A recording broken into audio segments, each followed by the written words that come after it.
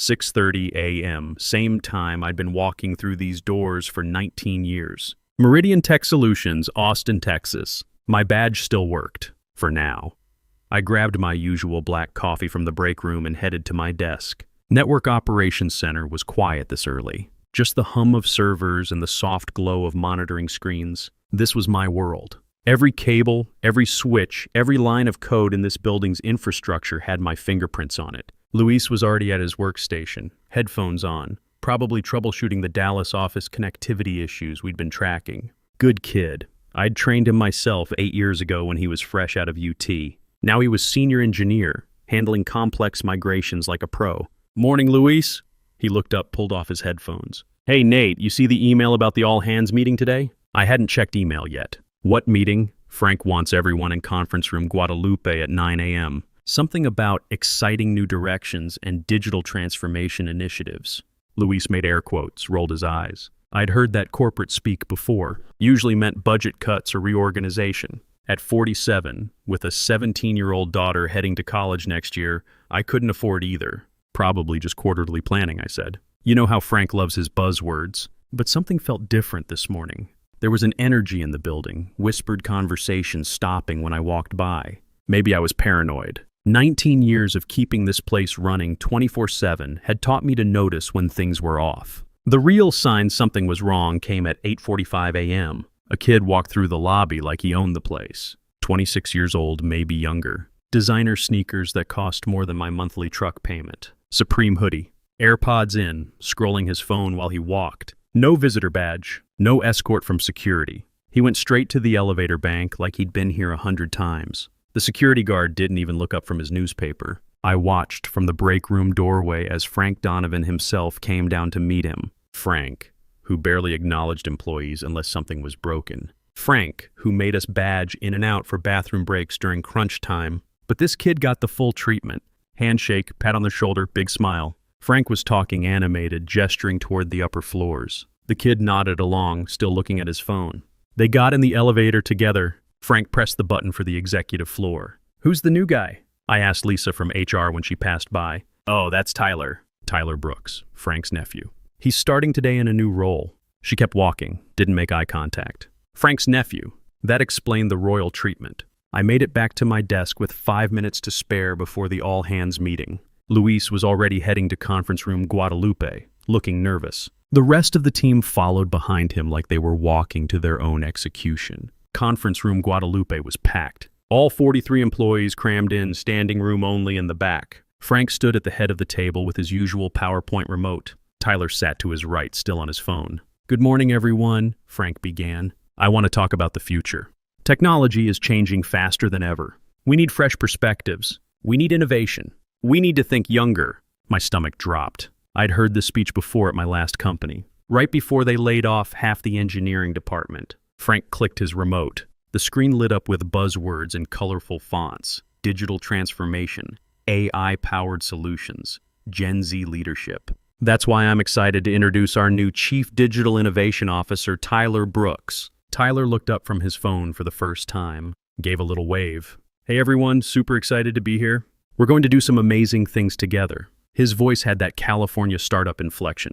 Everything sounded like a question, like he wasn't sure what he was saying. Frank beamed like a proud father. "Tyler brings fresh energy and digital native perspective to our operations. He'll be working closely with all departments to modernize our approach." I felt Luis shift beside me. We exchanged glances. Neither of us had been consulted about any modernization plans. "Now, this does mean some changes to our current structure," Frank continued. "We need to streamline operations, focus on efficiency, embrace new methodologies." The room got quieter.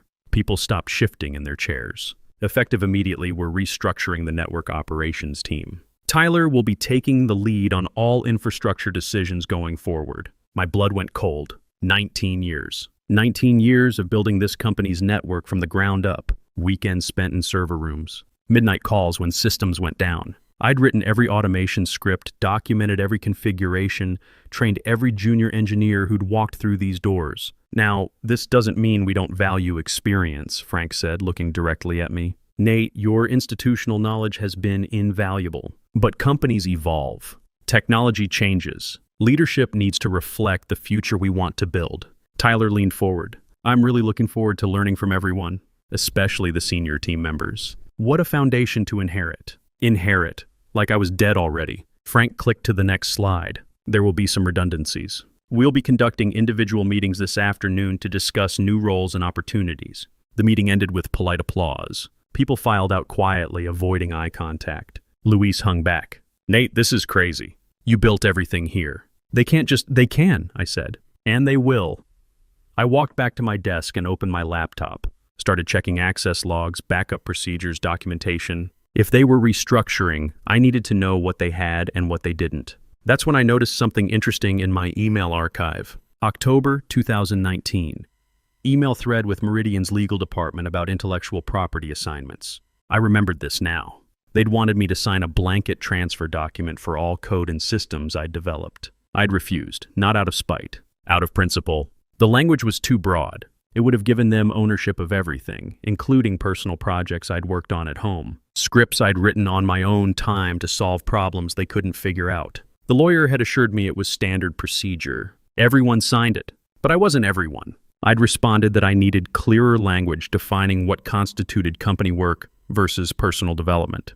They said they'd revise it and get back to me. They never did. I scrolled through my files, found the unsigned document in my personal folder, right there in black and white. Transfer of all intellectual property rights for systems, code, and methodologies developed by Nathan Crawford during employment with Meridian Tech Solutions. My signature line was blank. The automation scripts that ran their entire network infrastructure, the monitoring systems that prevented downtime, the custom configurations that made their multi-site setup possible. Legally, they belonged to me, CrawfordNet. That's what I'd called the core automation suite. 15,000 lines of code written over 5 years. It handled everything from load balancing to security protocols to automatic failover procedures. Without it, their network was just expensive hardware sitting in racks. At 2 p.m., my phone rang. Internal call from HR. Nate, can you come to conference room Austin? Frank would like to speak with you. I saved my work, locked my screen, and walked down the hall. Frank was waiting with Lisa from HR and Tyler. Tyler was still on his phone. Nate, thanks for coming. Please sit down. I sat, kept my hands flat on the table. This isn't easy, Frank began. You've been with us a long time, longer than most people stay anywhere these days. But companies grow. They evolve. We need leadership that reflects where we're going, not where we've been. Lisa slid a folder across the table. We've prepared a generous severance package. I opened the folder. Standard termination paperwork. 2-week severance for every year of service. Health insurance continuation. Non-compete clause. And at the bottom, 3 signatures. Frank Donovan, Lisa Martinez, Luis Ramirez. Luis had signed off on my termination. I looked up at Frank. Luis signed this? We needed input from the senior engineering team about the restructuring. Luis understands the technical requirements going forward. I felt something cold settle in my chest. Not anger, not yet. Just calculation. Can I ask why? Tyler finally looked up from his phone. Look, no offense, but we need someone who speaks Gen Z, not COBOL. The future is AI, machine learning, cloud-native solutions. We can't be held back by legacy thinking. Legacy thinking. 19 years of keeping their systems running was legacy thinking. What's your background, Tyler? He straightened up. MBA from Austin Tech Institute. 3 years at a digital marketing startup. I specialize in disruptive innovation and next-gen solutions. Austin Tech Institute was an online program. The marketing startup had folded 6 months ago. I'd looked him up on LinkedIn during the meeting. Any networking experience? I understand the principles. Technology is technology. It's all about vision and leadership. Frank cleared his throat. Nate, we'd appreciate your help with the transition. Training Tyler on the systems, documenting procedures. We can extend your end date if needed. And if I refuse, Lisa spoke up. The severance package is contingent on cooperation during the transition period. I closed the folder. I'll need to think about it. Of course, take the afternoon. Let us know tomorrow. I walked back to my desk. Luis was waiting by my workstation, looking like someone had shot his dog. Nate, I had to. They said if I didn't support the transition, my position would be redundant too. Maria just had the baby. I can't lose my job. I sat down, opened my laptop. I understand. Do you? You protected your family. Can't fault a man for that. But I didn't look at him when I said it. That night I sat at my kitchen table with a beer and my personal laptop. The one that never touched Meridian's network. Clean slate. I pulled up the unsigned IP transfer document again. Read through the legal language 3 times. The wording was clear. Without my signature, anything I'd developed independently remained my property. Crawford Net wasn't just automation scripts. It was the nervous system of their entire operation. Load balancing algorithms I'd written from scratch. Custom monitoring protocols that predicted failures before they happened. Security frameworks that had prevented dozens of breach attempts. Tyler thought he was inheriting a network. He was inheriting a house of cards. I opened a secure connection to my personal server at home. Started copying files I'd legally created on my own time. Documentation Tyler would never see. Backup configurations he didn't know existed. Access credentials to systems that weren't in any official directory. My phone buzzed. Text from my daughter Sarah. Dad, got my UT acceptance letter today. In-state tuition is $12,000 per semester. Can we make it work? $48,000 for 4 years. With my severance, I could maybe cover 2 semesters. After that, she'd need loans or I'd need a new job fast. At 47, with a specialized skill set, finding equivalent work wouldn't be easy, especially with Meridian's non-compete clause hanging over me. I looked back at the IP document. Then I did something I probably shouldn't have done. I logged into Meridian's network using my personal access credentials. The ones tied to my maintenance account that predated their current security protocols. The ones Luis didn't know about because I'd set them up before he started. Everything was still running on Crawford Net. Every automation script, every monitoring routine, every fail-safe I'd built over 5 years. Tyler's name was nowhere in the code comments or documentation. But that wasn't what caught my attention. Tyler had already started making changes. He'd renamed my primary automation suite from Crawford Net to Brooks Flow, changed variable names, updated comment headers, even modified the GUI to show his name as the system architect. The kid was claiming ownership of code he couldn't read, let alone write. I made screenshots, documented everything. Then I dug deeper. What I found made me sick. Tyler had disabled 3 critical security protocols, not modified them, disabled them completely. The intrusion detection system I'd spent 2 years perfecting was offline. The automated backup verification that had saved us from data loss 12 times was gone. The load balancing algorithm that prevented server crashes during peak traffic was replaced with a basic round-robin setup any freshman CS student could write. He'd kept a change log, apparently thought he was being professional. Removed legacy security bloat. TLB March 15, 2024. Simplified unnecessary backup redundancy. TLB March 16, 2024. Streamlined traffic distribution for efficiency. TLB 3/18/24. Legacy security bloat. 20 years of enterprise-grade protection was bloat to him. I checked the system performance metrics. Network latency was up 15% since Tyler took over. Error rates had doubled. 2 of the Dallas office connections had experienced intermittent outages that would have been prevented by the monitoring systems he'd removed. But the worst part was what he'd done to the disaster recovery protocols. I'd built a sophisticated failover system that could maintain operations even if the primary data center went down. Multiple redundancies, automatic rerouting, real-time backup synchronization. It had cost the company $200,000 to implement, but it guaranteed 99% uptime. Tyler had simplified it to a basic mirroring setup. If the main server farm failed now, they'd lose everything newer than the last scheduled backup. For a company that processed real-time financial transactions, that could mean millions in losses. He didn't understand what he was dismantling. I made copies of everything. His changes, the performance degradation, the security vulnerabilities he'd created. Then I checked one more thing. The monitoring backdoor I'd built into the system 5 years ago. It wasn't malicious, just a diagnostic tool that let me troubleshoot problems remotely. A ghost account that could observe system status without making changes. I'd forgotten about it until now. Tyler hadn't found it. Didn't even know to look for it. I could watch everything he did. Every change, every mistake, every disaster waiting to happen. And there was a big one coming. Meridian had landed their biggest client ever 3 months ago. Lone Star Financial, a regional bank with 200 branches across Texas and Oklahoma. They'd chosen Meridian specifically because of our network reliability and security protocols. The contract was worth $12 million over 3 years. It also came with penalty clauses. If our systems caused any downtime that affected their banking operations, we'd pay damages of $50,000 per hour. Tyler was planning a demonstration for their executives next week. Project showcase according to his calendar. He wanted to show off his revolutionary improvements to our infrastructure. Live demonstration, real-time performance metrics, network optimization algorithms running on actual client data. I checked his preparation notes. He'd scheduled the demo for their peak traffic hours, 2 p.m. on a Wednesday, when all 200 branches would be processing loan applications, account transfers, and daily reconciliation.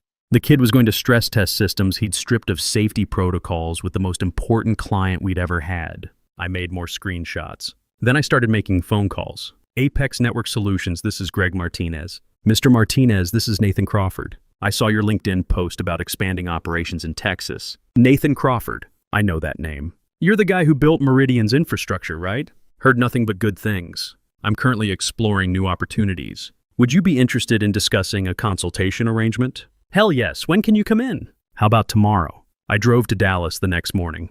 Apex was smaller than Meridian but growing fast. Clean offices, modern equipment, hungry team looking to compete with the established players. Greg Martinez was ex-military like me, Navy captain turned CEO. We understood each other immediately. We've been trying to land Lone Star Financial for 2 years, he told me over coffee. Meridian beat us on the technical proposal. Your work, I'm assuming. Partially. What would it take to build something better? I pulled out my tablet, showed him network topology diagrams I'd been working on at home. Next-generation architecture that improved on everything I'd built at Meridian. Faster, more secure, more resilient. How long? 6 months for full implementation. 3 months for a functional prototype. What do you need? Clean budget, no interference, and a front row seat when Meridian's demonstration goes sideways next week. Greg smiled. You think it's going to fail? I know it's going to fail. The morning of Tyler's demonstration, I sat in my truck in the Meridian parking lot.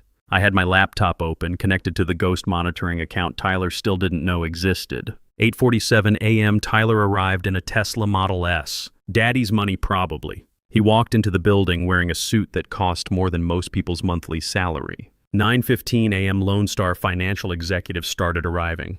3 black SUVs. CFO, CTO, and their head of cybersecurity. These weren't people you wanted to embarrass. I opened my monitoring dashboard. All systems were green, but I could see the stress fractures Tyler had created. Network latency spikes every few minutes. Memory leaks in the load balancer. Security protocols running in degraded mode.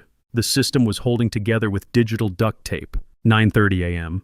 My phone buzzed. Text from Luis. Nate, something's wrong with the Dallas connection. Getting intermittent timeouts. Tyler says it's normal variance, but the clients are complaining. I typed back, check the failover logs. Primary router might be overloaded. Tyler disabled automatic failover. Says it was causing unnecessary switches. I stared at the message. Tyler had removed the one thing that could save him when the system started failing. 10:45 a.m. Through my monitoring tools, I watched Tyler's team prep for the demonstration. They were running diagnostics on systems they didn't understand, using tools they hadn't built. Luis was in the background looking nervous. He kept trying to get Tyler's attention, pointing at error messages on his screen. Tyler waved him off. 11:30 a.m. I got out of my truck and walked into the building. Used my visitor access to reach the observation area outside the main conference room.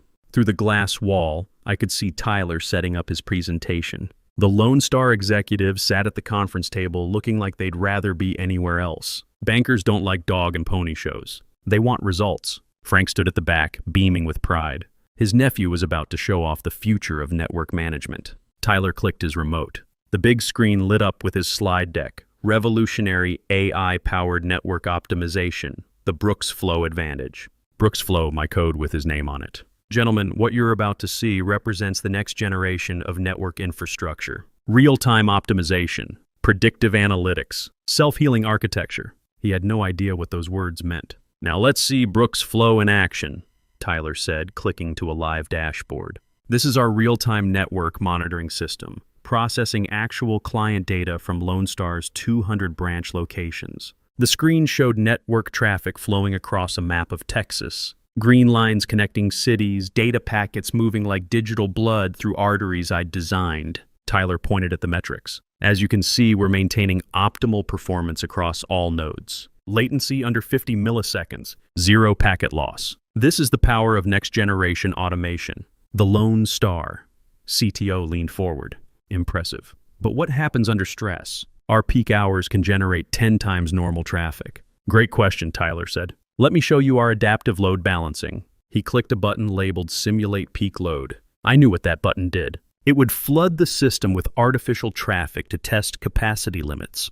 Under normal circumstances, with my original protocols active, the system would gracefully distribute the load across backup servers and adjust processing priorities to maintain performance. But Tyler had disabled the automatic failover systems, removed the dynamic load balancing algorithms, simplified the traffic management to basic round-robin distribution. The simulation began. Network activity spiked on the dashboard. Tyler smiled confidently as the numbers climbed. Then the first error appeared. A single red dot on the map. Houston branch office. Connection timeout. That's just temporary variance, Tyler said quickly. The system is self-correcting. But I could see what was happening through my monitoring tools. The Houston server was overloaded. Without automatic failover, traffic was still being routed to a node that couldn't handle the capacity. The backup server sat idle while the primary systems crashed. More red dots appeared. Dallas, San Antonio, Austin. Is this normal? The Lone Star CFO asked. Tyler's confidence wavered. Let me just adjust the parameters here. He clicked frantically through menu options, trying to manually redistribute the load. But he didn't understand the underlying architecture. Each change made things worse. The dashboard began flashing warnings. System overload, connection failures, data integrity alerts. Luis stood up from his workstation in the back. Tyler, we need to abort the simulation. The system can't handle— I've got this, Tyler snapped. But he didn't.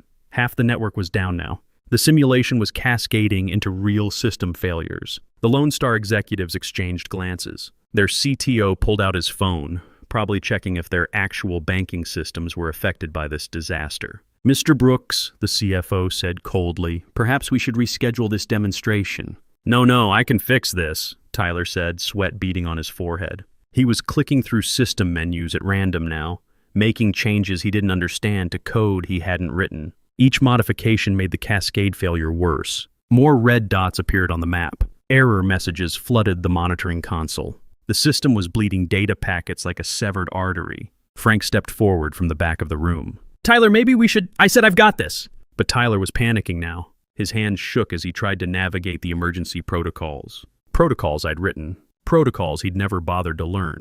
Through my ghost access, I watched him attempt a manual system restart. The wrong command sequence. Instead of gracefully cycling the servers, he triggered a hard shutdown of the primary data center. The entire network went dark. Complete blackout. 200 bank branches lost connection simultaneously. The dashboard showed nothing but red alerts and timeout errors. The room fell silent except for the sound of cooling fans spinning down. What just happened? The Lone Star CTO asked. Tyler stared at the blank screen. There must be a hardware failure. This isn't software related. Someone sabotaged the system. Luis stood up. Tyler, you initiated an emergency shutdown. I saw the command sequence. We need to restart the failover systems immediately. What failover systems? I streamlined those. They were redundant legacy code. The Lone Star CFO closed his laptop.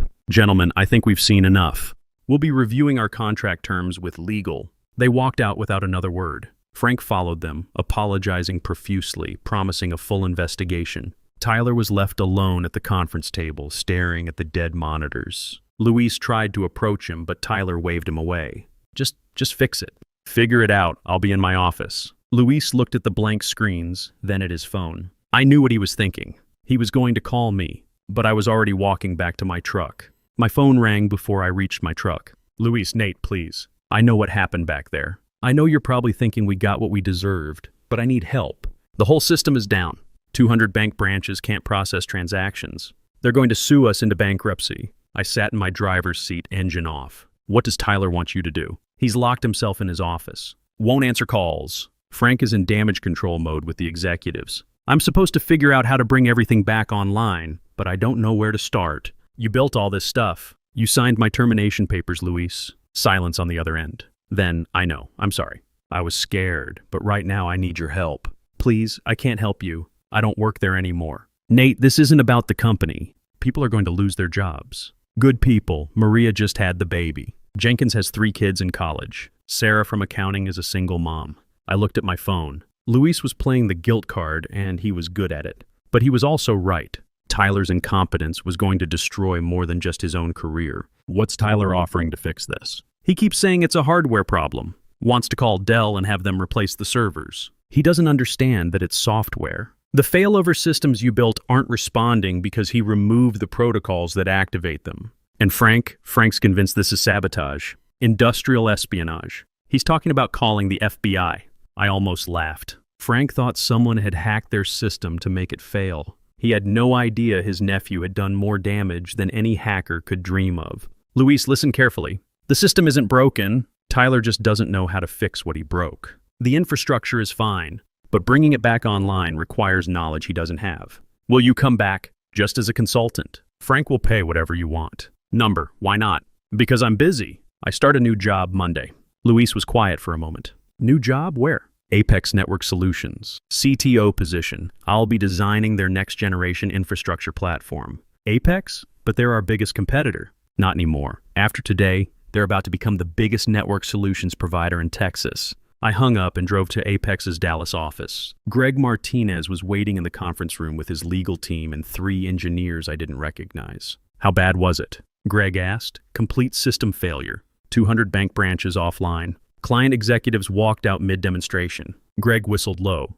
That's career-ending. For Tyler, maybe. But Frank will find a way to blame everyone except his nephew. Probably fire half the engineering team to save face. Including Luis? Especially Luis. He knows too much about what really happened. I opened my laptop and connected to the conference room display. Here's what I'm proposing. The screen filled with network architecture diagrams. Clean, efficient, bulletproof. Everything I'd learned from 19 years of building systems, plus improvements I'd never had budget approval to implement at Meridian. This is CrawfordNet 2. 0. Triple redundancy, predictive failure analysis, automated load balancing that actually works. 6 months from prototype to full deployment. Cost?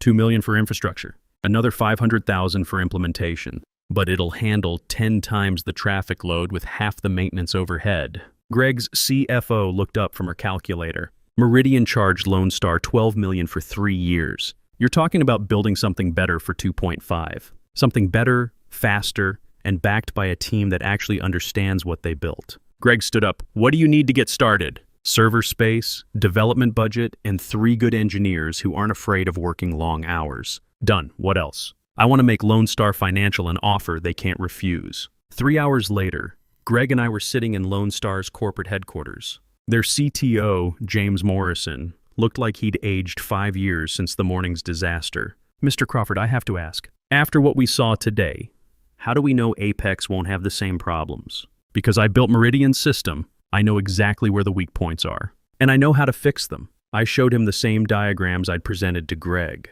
But for Lone Star, I added something special, real-time integration with their existing banking software. Something Meridian had never offered. How long, Morrison asked. Proof of concept in 30 days. Full deployment in 90. And I guarantee 99. 99% uptime or you don't pay. Morrison looked at his team. What about the Meridian contract? Check the penalty clauses, Greg said. After today's failure, you have grounds for immediate termination. Morrison smiled for the first time all day. Mr. Crawford, let's talk details. 2 weeks later, Meridian Tech Solutions made the local business news. Not for their innovation, for their lawsuit. Lone Star Financial was suing for breach of contract. $12 million in damages plus operational losses from the system failure. Frank had tried to claim force majeure, act of God, industrial sabotage. None of it stuck. The real story came out in the legal discovery. Tyler's modifications to the system, the disabled security protocols, the removed failover mechanisms. Expert witnesses testified that the failure was caused by gross technical negligence and unqualified personnel making critical infrastructure decisions. Frank fired Tyler quietly. No press release, no explanation. Tyler's LinkedIn went dark 2 days later. Luis called me on a Thursday afternoon. Nate, they let me go yesterday. Budget cuts, they said. Had to eliminate redundant positions. I'm sorry, Luis. Are you? Really? I thought about it. Yeah, I am. You're a good engineer. You just made a bad choice. Frank's putting all the blame on the engineering team. Says we should have caught Tyler's mistakes before the demonstration. Like we had any authority to stop him. What are you going to do? Look for work, I guess. Not many companies need senior network engineers in Austin, especially ones who just got fired from a high-profile failure. Luis, send me your resume. Why? Apex is expanding. We need experienced engineers who understand legacy systems. People who can work with existing infrastructure while building something new. Silence on the other end. Then, you'd hire me? After what I did? You signed a paper to protect your family. I understand that. But if you work for me, you work for me. Not for politics. Not for anyone's nephew. Just for the technology and the team. What's the pay? 20% more than Meridian was paying you. Plus equity if the company hits performance targets. When do I start? Monday. But Luis, understand something. You get one chance to earn back my trust. Don't waste it. The following month, Apex's proof of concept went live for Lone Star Financial. 96 hours of continuous operation without a single timeout or connection failure. Load testing showed the system could handle 5 times their peak traffic without degradation. Morrison called Greg personally. Whatever you're paying Crawford, double it. This is exactly what we needed. 3 months later, Meridian filed for Chapter 11 bankruptcy. They'd lost 4 major clients after the Lone Star debacle. The remaining contracts weren't enough to cover their overhead and legal expenses. Frank put the company up for sale. The asking price was $8 million for all assets, including the office building and remaining client contracts. Greg called me into his office on a Friday afternoon. Interested in going back to your old workplace? As what? As the owner. 6 months later, I walked through the doors of what used to be Meridian Tech Solutions. The building looked the same, but everything else had changed. New signs in the lobby. Apex Network Solutions, Austin Division. My business cards read Chief Technology Officer, but everyone knew the real story. This was my building now. Frank's corner office belonged to Sarah Kim, our new Austin site manager. Tyler's innovation lab had been converted into a proper server room with equipment that actually worked. The conference room where they'd fired me was now our client meeting space, complete with functional demonstration systems. Luis walked up as I finished my morning coffee. The Memphis bank migration is ahead of schedule. Should be online by Wednesday. Any problems? None. The automated deployment worked exactly like you designed it. Their IT director called it surgical precision. Good. What about the Dallas expansion? Construction starts next month. We'll need 12 more engineers by the 4th quarter if we land the petroleum industry contracts. I nodded. Apex was growing faster than we'd projected. Turns out there was huge demand for network infrastructure that actually worked. Who knew? My phone buzzed. Text message from an unknown number. Nate, this is Frank Donovan. I heard about the acquisition. Congratulations. Would you be willing to meet for coffee? I'd like to apologize properly. I stared at the message for a moment. Frank wanted to apologize. The man who'd fired me after 19 years of loyal service wanted to clear his conscience. I typed back, "Thanks, but I'm busy building the future you said I couldn't understand." Then I deleted his number. At lunch, I drove to Sarah's high school to watch her soccer game. She was team captain now, had scholarship offers from 3 universities, all because I could afford to pay for the elite training camps and tournament travel. After the game, she ran over to the sideline. "Dad, you'll never guess what happened in computer science class today." "What, Mr. Peterson used your company as a case study about innovation and entrepreneurship. He said you're proof that experience beats hype every time." I smiled. Just remember that when you're older. People will try to convince you that new is always better. Sometimes the old ways work because they're right. Speaking of old, Mom called. She wants to know if you're dating anyone. "Tell your mother I'm too busy building networks to worry about networking." Sarah groaned. "Dad, that's terrible." "Even for you." That evening, I got a call from Greg. "Nate, you need to see the news." I turned on Channel 8. Business segment was running a story about Apex's rapid growth. Local tech company doubles revenue in 6 months after strategic acquisition. The reporter interviewed several of our new clients. All of them mentioned the same thing: reliable systems, experienced leadership, and engineers who actually understood the technology they were selling. Then came the kicker. Tyler Brooks had started a consulting firm called Digital Transformation Solutions. His website claimed he was an award-winning network architect with proven success in enterprise infrastructure modernization. He was using screenshots from the Meridian system. My system. Marketing materials showed network diagrams I'd created, performance metrics from infrastructure I'd built. The kid was literally selling my work as his own resume. "You seeing this?" Greg asked. "Yeah.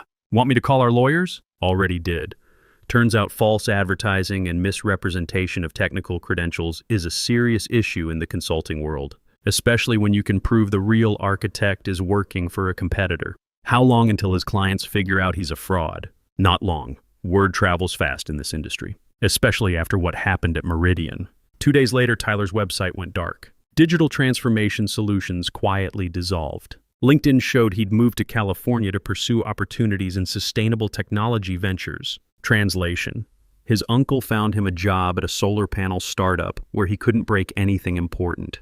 Meanwhile, Apex landed its biggest contract yet. State of Texas wanted to modernize the network infrastructure for all state agencies. 12-year deal worth $48 million. The bidding process took 3 months. We competed against IBM, Cisco, and 2 other major firms. Our proposal was technically superior and cost-effective, but the real advantage was credibility. I'd spent 19 years building networks that worked. Our competitors had spent 19 years building PowerPoint presentations. During the final presentation, the state CTO asked me directly, "Mr. Crawford, how do we know your systems won't fail like what happened with Meridian?" Because I built Meridian systems too. I know where they went wrong, and I've fixed those problems. What went wrong?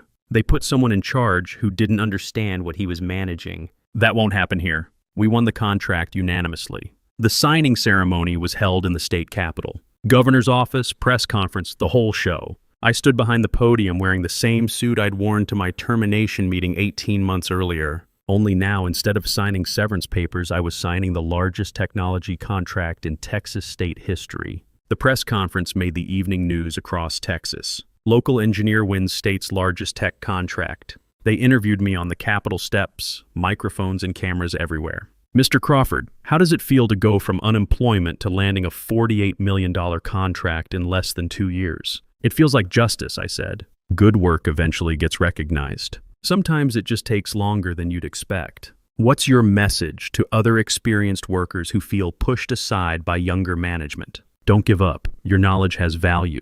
Find people who appreciate what you bring to the table. That night, my phone rang constantly. Job offers from competitors, interview requests from business magazines, LinkedIn connection requests from people who'd ignored me for years.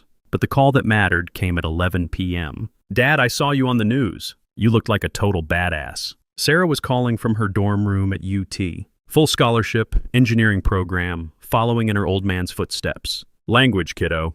"I'm 19, Dad. I can say badass now. Besides, it's accurate. My friends are all impressed that my dad is some kind of tech mogul. I'm not a mogul. I'm just an engineer who got tired of being told he was obsolete. Whatever. Point is, you proved them wrong. Oh, and guess what? My computer networks professor assigned your company's white paper as required reading. Apparently you're famous in academic circles now too." After she hung up, I sat on my back porch with a beer, looking up at the stars. Quiet neighborhood, no traffic noise. Just the sound of cicadas and the distant hum of air conditioners. 2 years ago, I'd been packing up my desk in a cardboard box, wondering how I'd pay for Sarah's college. Now she was studying at UT on a full ride, and I was running the most successful network consulting firm in Texas. The revenge hadn't been about destroying Tyler or Frank. It had been about proving that experience matters. That expertise has value, that you can't replace knowledge with enthusiasm and a business degree. My phone buzzed one more time. Text message from Luis. "Boss, the Austin American-Statesman wants to do a feature story about the company. Something about the Phoenix rise of Nathan Crawford. Should I set it up?" I typed back, "Sure. But tell them I prefer the network engineer's revenge." Better headline. The Austin American-Statesman article ran on the front page of the business section. From Fired to Fortune, how Nathan Crawford built Texas's hottest tech company. They interviewed everyone. Greg Martinez talked about our partnership. Sarah Kim discussed the technical innovations. Even some of our clients gave quotes about reliability and service. But the most interesting part was the sidebar story. Where are they now? Frank Donovan had taken early retirement, sold his house in Westlake Hills, and moved to a smaller place in Round Rock. No mention of what he was doing with his time. Tyler Brooks was working as a digital marketing coordinator for a solar panel installer in San Jose. His LinkedIn profile had been scrubbed clean of any mention of network engineering or Meridian Tech. The article mentioned that Meridian's former headquarters building was now home to Apex Network Solutions' flagship Austin office, but didn't elaborate on the irony. I kept a copy of the newspaper on my desk. Not because I was proud of the publicity, but because it reminded me of something important. The story could have ended differently. If I'd been bitter instead of strategic, if I'd focused on revenge instead of rebuilding, if I'd let Tyler's incompetence define my worth instead of proving my value somewhere else. The real victory wasn't destroying Meridian. It was building something better. That afternoon, I got a visitor I wasn't expecting. Security called up from the lobby. "Mr. Crawford, there's a Frank Donovan here to see you. Says he doesn't have an appointment, but hopes you can spare a few minutes." I could have said no. Should have said no, probably. But curiosity won. Send him up.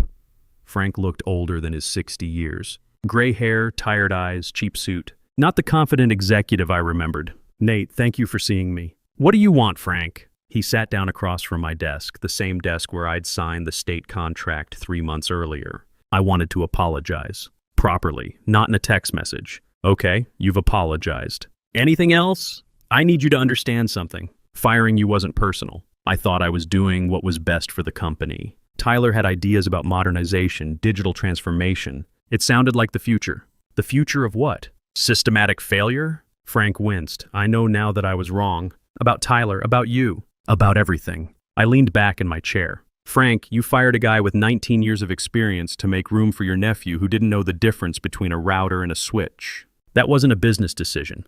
That was nepotism. You're right. I know I'm right. The question is, what do you want me to do about it? Frank looked around my office. Corner suite, floor-to-ceiling windows, view of the Austin skyline. I guess I wanted to see if you'd consider giving me a job. I stared at Frank for a long moment. The man who destroyed my career was sitting in my office asking for a job.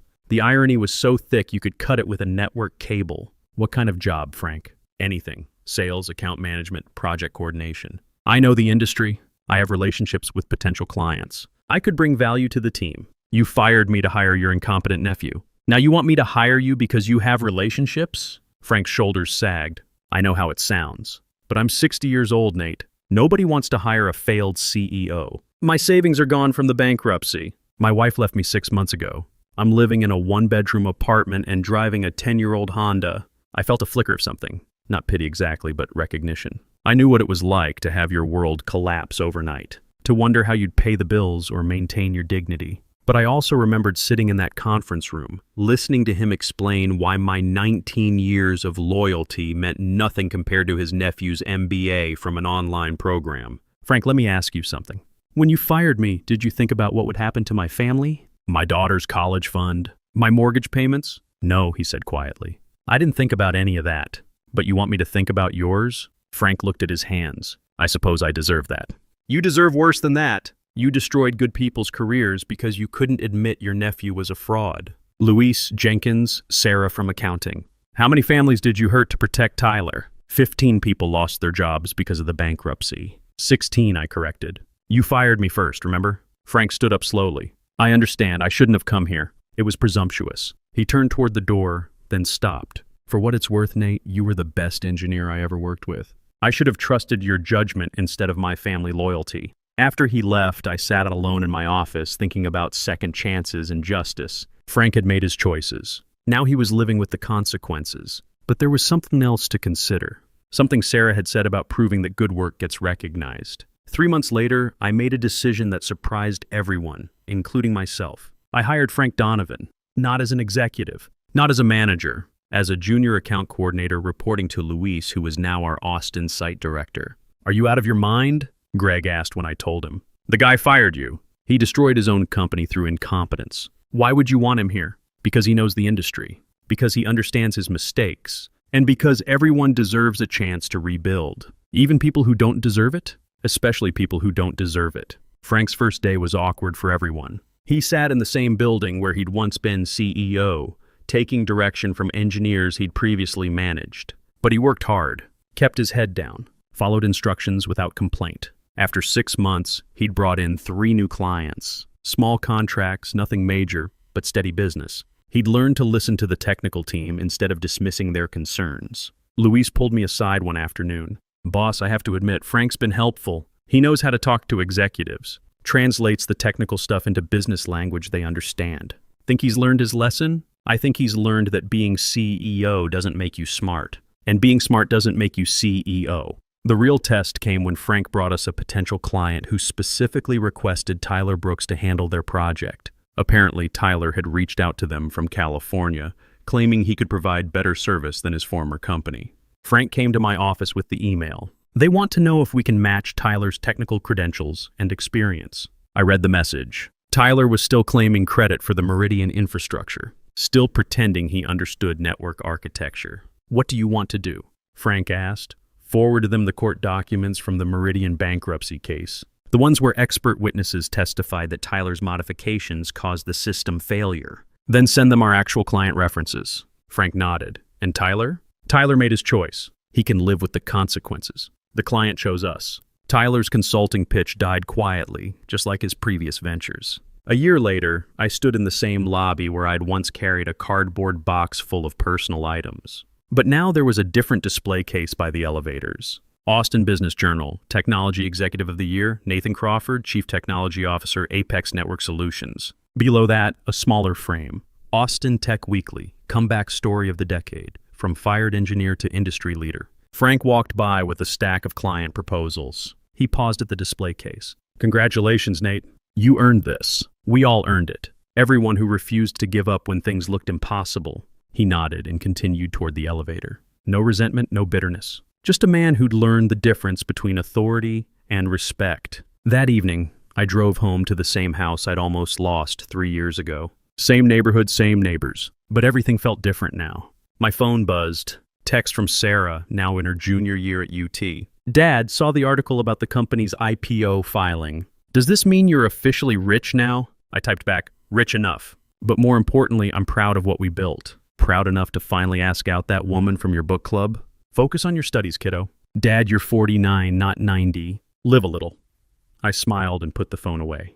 Maybe she was right. Maybe it was time to focus on building something other than networks. But first, I had one more thing to finish. I opened my laptop and started typing. The Network Engineer's Revenge, a true story of corporate betrayal and professional redemption. Because sometimes the best revenge is simply telling the truth.